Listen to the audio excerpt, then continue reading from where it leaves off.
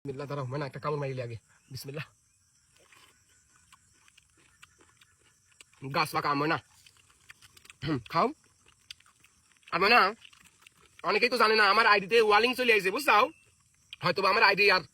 বেশি দিন থাকবো না নষ্ট হয়ে যাবো বুঝছাও তাদের সমস্যা নাই না আমার কোনো ব্যাপার না বুঝতে পারি যাও আমার আইডি থাকলেও তোমাকে যে ভালোবাসা দিই সে ভালোবাসা পাবে আমার আইডি না থাকলেও যে আমাদের যে ছোটবেলার যে ভালোবাসা সে ভালোবাসা থাকবে ময়না বুঝতে পারি যাও খাও ময়না খাও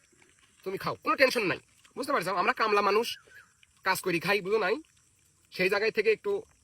অনলাইনে আসি সময় সময় তাও আমার টিকটক আইডিটা নষ্ট হয়ে যাচ্ছে ওয়ালিং চলে আইছে বুঝতে পারি যাও কোনো ব্যাপার না